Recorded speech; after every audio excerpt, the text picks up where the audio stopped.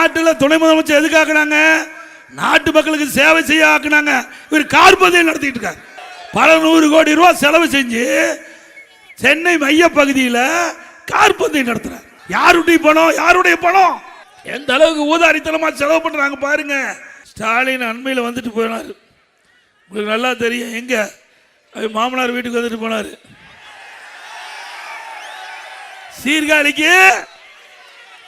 அப்ப சொன்னானு இந்த மாவட்டத்தை மாப்பிள்ளைனாரு. இந்த மாவட்டத்தை தோற்றுவித்தது அதிமுக. ஒரு படத்துல ஒரு டைலாக் வரும். மாப்பிள்ளை அவரு தான், சட்டம் என்னோடது. மாப்பிள்ளை அவர் தான், சட்டம் என்னோடது. அது மாதிரி திரு ஸ்டாலின் அவர்களே, என்ன செஞ்சேன்னு கேட்குறீங்கள? நீங்க உங்க மாமனார் வீட்டுக்கு வந்தீங்கல்ல, தங்குனீங்கல்ல, இந்த மாவட்டத்தை தோற்றுவித்தது அதிமுக அரசாங்கம். அது வேண்டாம் விடு, பாவம் மறுபடியும் அதுக்கு போயிடுவாரு. மறுபடியும் வேண்டாம். நல்லா இருக்கணும், சந்தோஷமா இருக்கணும். அப்படி சொந்த ஊரு, தாத்தா ஊரு, நல்லா வளமா செழிப்பாரு. நாட்டு மக்களை பத்தி விட்டு கவலைப்பட்டதே கிடையாது. கவலைப்பட்டிருக்காரா? நாட்டில் துணை முதலமைச்சர் எதுக்காக்குனாங்க? நாட்டு மக்களுக்கு சேவை செய்ய ஆக்குனாங்க. இவர் கார்பந்தயம் நடத்திட்டு இருக்கார். நாட்டு கார்பந்தயம் தேவையா? பல 100 கோடி ரூபாய் செலவு செஞ்சு சென்னை மைய பகுதியில் கார்பந்தயம் நடத்துறார். இதுக்கு தான் உங்களை துணை முதலமைச்சர் ஆக்குனாங்களா? யாருடைய பணம்? யாருடைய பணம்? மக்களுடைய வரி பணம். எந்த அளவுக்கு ஊதாரித்தனமா செலவு பண்றாங்க பாருங்க. ஆக இப்படி மக்களுடைய வரிப்பணத்தை செலவிக்கின்ற அரசாங்கம் தொடர வேண்டுமா? எப்பொழுது பார்த்தாலும் ஸ்டாலின், உதயநிதி ஸ்டாலின் சொல்றார், எடப்பாடி பழனிசாமி கொத்தடிமை பாரதிய ஜனதா கட்சிக்கு. இன்னைக்கு முரட்டடி. இன்னொருத்தர் உதயநிதி முரட்டடிமையா எடப்பாடி பழனிசாமி. திரு உதயநிதி அவர்களே, திரு ஸ்டாலின் அவர்களே, அதிமுக தொண்டம் கூட எவருக்கு அடிமை இல்லை. உங்களுக்கு பதவி வரும்னா யாரு காலில் வேணாலும் விழுவுவீங்க. திரு ஸ்டாலின் அவர்களே, எங்க கட்சி தொண்டம் கூட யாருக்கு அடிமை கிடையாது. தொண்டன் கூட அடிமை கிடையாது. அதுல ஒரு திரைப்படம், வின்னர்னு ஒரு திரைப்படம் நீங்க பார்த்திருப்பீங்கன்னு நினைக்கிறேன். வடிவேல் அவர்கள் நடித்த படம் வின்னர். அந்த படத்துல ஒரு நகைச்சுவை காட்சி வரும். அதுல கட்டத்துறை தெரியுமில்ல, அவரை அது நான் இதுல பேசினா நல்லா இருக்காது. ஏன்னா அவர் முதலமைச்சராக இருக்காரு. அதை பத்தி அதுக்கு மேல இருக்கிற வார்த்தைகளா நீங்க பூர்த்தி செஞ்சீங்க. அவரு அந்த கட்டத்துறை திருந்துற மாதிரியே இல்லை. அதுல நிறைய இருக்குது. அதை நாகரிகருதி நான் அந்த நகைச்சுவையை நான் இந்த நேரத்தில் பேசுவது அவர் பொருத்தமா இருக்காது. அவரோட முதலமைச்சராக இருக்கிறாரு. அதனால எஞ்சிய வார்த்தைகள் எல்லாம் நீங்க பூர்த்தி செஞ்சு பார்த்துங்க. திரு ஸ்டாலின் அவர்கள் துணை முதலமைச்சர் இருந்த காலகட்டத்தில் மீத்தேன் புரிந்துணர்வு ஒப்பந்தம் போட்டார்.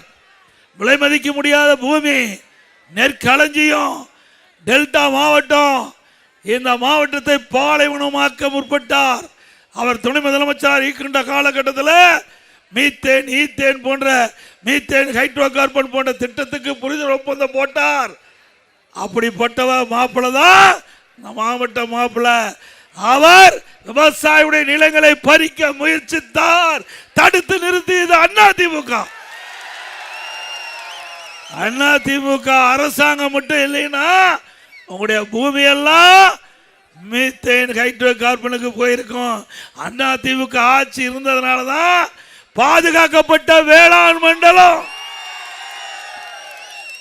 இனி எந்த கொம்பனாலும் உங்களுடைய நிலத்தை தொட்டுக்கோல பார்க்க முடியாது.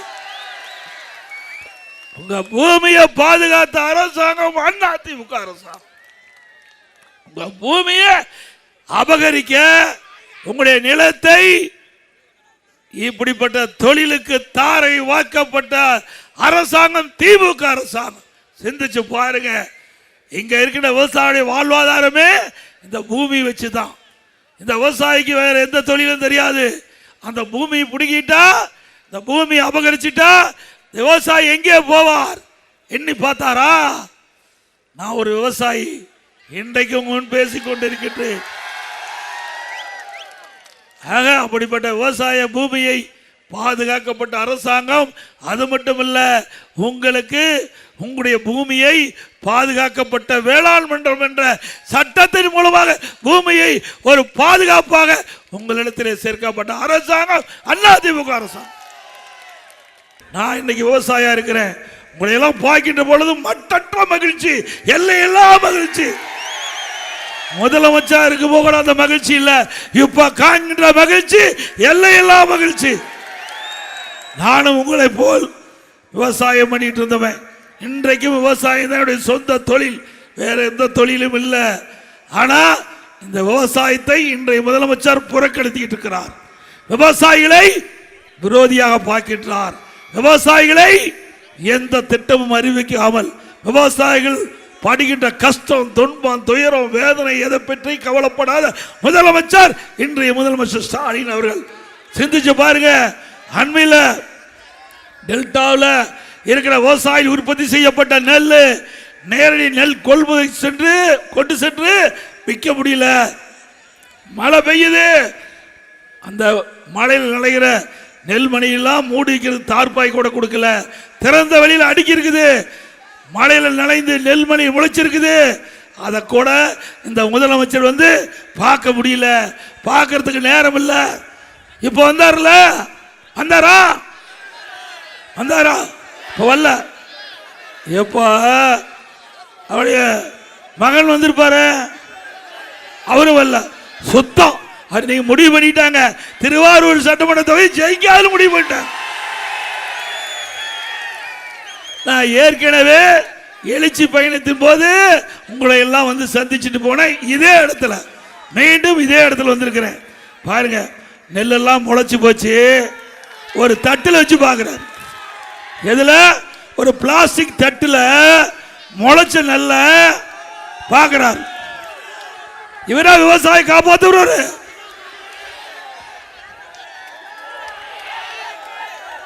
ஒரு தட்டில் நாம கஷ்டப்பட்டு இரவென்றும் பகலென்றும் பாராம ரத்தத்தை விரைவியா சிந்தி பயிரை நெட்டு அதை நோயிலிருந்து காப்பாற்றி அதை அறுவடை செஞ்சு அந்த நெல்மணியெல்லாம் மூட்டை பிடிச்சி விற்க கொண்டு போய் மழையில் நனைஞ்சு நெல்மணி முளைச்சு போச்சு.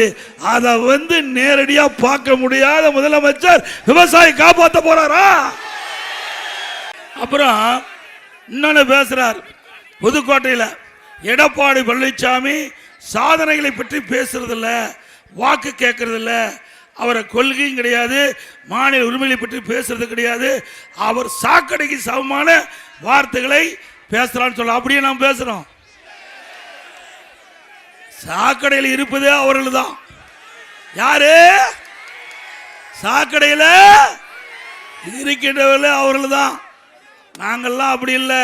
பொன்மனச்செம்மல் புரட்சி தலைவர் எம்ஜிஆர் தோற்றுவித்த கட்சி, புனிதமான இயக்கம். தீய சக்தியை திமுகவை தமிழகத்தில் வேரோடு ஒழிக்க வேண்டும் என்பதற்காக தொடங்கப்பட்ட கட்சி. அதே போல இதே புரட்சி தலைவி அம்மா அவர்கள் தன் உடலில் இருக்கின்ற அந்த நோயை கூட பொருட்படுத்தாமல் மக்களை நேசித்து பொன்மனச்செம்மல் புரட்சி தலைவர் எம்ஜிஆர் விட்டு சென்ற பணி தொடர வேண்டும் என்பதற்காக இரவு பகல் பாராமல் உழைத்தார். இரண்டு தலைவரும் மக்களுக்காக உழைத்த தலைவர்கள். அப்படித்தானே? அவங்கள வாரிசு இருக்குதா? நாம் தான் வாரிசு. நம்முடைய மக்கள் தான் வாரிசா பார்த்தாங்க. பொன்மனச்செம்மல் புரட்சி தலைவர் எம்ஜிஆர் அவர்களும் இதே புரட்சி தலைவி அம்மாவும் நாட்டு மக்களை தன்னுடைய பிள்ளைகளாக தன்னுடைய வாரிசுகளாக பார்த்தார்கள். தன்னலம் இல்லாம நாட்டுக்கு எண்ணற்ற திட்டங்களை தந்த தலைவர்கள் நம்முடைய தலைவர்கள். உண்மைதானே? திரு கருணாநிதி அவர் குடும்பத்தால பார்த்தாரு, நாட்டு மக்களை பார்த்தாரா? தன் குடும்பத்தில் யாருக்கு கட்சியில பதவி கொடுக்கணும், தன் குடும்பத்தில் யார் ஆட்சி அதிகாரத்துக்கு வர வேணும், மாநிலத்திலும் சரி மத்தியிலும் சரி. திராவிட முன்னேற்ற கழகத்தை பொறுத்த வரைக்கும் வேற எவரும் அந்த கட்சியில உயர்ந்த பதவிக்கு வர முடியாது. முடியுமா? ஆட்சி அதிகாரத்தில் வர முடியுமா? திமுகவில் திரு கருணாநிதி குடும்பத்தை தவிர அந்த திராவிட முன்னேற்ற கழக கட்சியிலையும் உயர்ந்த பதவிக்கு வர முடியாது, ஆட்சி அதிகாரத்திலையும் வர முடியாது. அதிமுக அப்படி அல்ல, சாதாரண தொண்டன், இங்கே இருக்கின்ற தொண்டன் இங்கே வந்து பேச முடியும். உண்மைதானே? நீங்க கொள்ளையடிக்கிற கூட்டம் ஆகி போச்சு. எந்த திட்டத்தை கொடுத்தாலும் அதுல என்ன கமிஷன் வர வேண்டும் என்று பார்த்து இந்த திட்டத்தை கொடுத்தீங்களா? மத்திய அரசு எப்படி ஏற்கும்? சிந்திச்சு பாருங்க. எங்க பகுதியில் பவானியிலிருந்து தொப்பூர் வரை 4 வழிச்சாலை நகாய் திட்டம் எடுத்துக்கிட்டாங்க. நான் இருக்கும்போதே 90% நிலத்தை எடுத்துட்டேன். பார்த்தாங்க, நகாய் திட்டம்னா மத்திய அரசு திட்டம், இவங்கள டெண்டரில் காசு வராது. பார்த்தார் இருக்கிற நெடுஞ்சாலைத்துறை அமைச்சர், நிலம் எடுக்க முடியல அப்படின்னு எழுதி மாநில தேசிய நெடுஞ்சாலை, மாநிலத்திலேயே தேசிய நெடுஞ்சாலை இருக்குது பிரிவு, அதில் எடுத்து இவர்கள் டெண்டர் விடலாம். 4 வழிச்சாலை 2 வழிச்சாலை ஆகிப்போச்சு. அது என் ஊருக்கு போகிறது துரதிருஷ்டம் பாருங்க. என் ஊருக்கு போகிற சாலையை ஆட்டை போட்டு பிடிச்சிட்டான். 4 வழிச்சாலையா 2 வழிச்சாலை ஆக்கிட்டாங்க. இவர்களே டெண்டரை 5ஆ பிரித்து விட்டு கமிஷன் வாங்கிட்டாங்க. இப்படிப்பட்ட ஆட்சி தேவையா? இன்னும் சொல்ல போனா பச்சை குழந்தை, 2 வயசு குழந்தை கூட கிருஷ்ணகிரியில கதற பாலில் சீண்டல் உட்படுத்தப்பட்டு கொலை செய்கின்றார். இந்த ஆட்சி தொடர வேண்டுமா? இன்றைக்கு பத்திரிகை ஊடகத்திலையும் பார்த்தீங்கன்னா அந்த காலத்தில் தங்கம் என்ன நிலவரம், வெள்ளி என்ன நிலவரம் வரும். இப்போ கொலை நிலவரம் என்ன, பாலியல் சீண்டல் நிலவரம் என்ன, போதைப் பொருள் நிலவரம் என்ன, இதுதான் இப்போ வருது. இப்படிப்பட்ட செய்தி தான் பத்திரிகையிலே ஊடகத்திலே வருது. இந்த ஆட்சியில் திறமையற்ற முதலமைச்சர் ஆண்டு கொண்டிருக்கின்றார், பொம்மை முதலமைச்சர் ஆண்டு கொண்டிருக்கின்றார். அதனால் தமிழகம் தலை குனிந்து தலை தொங்கி போயிருக்குது. ஸ்டாலின் கேட்டால் தலை நிமிர்ந்து இருக்குதான். அப்படியா இருக்குது? எவ்வளவு வழக்கு நாம சொல்லல, திமுக அமைச்சரே சொல்றாங்க.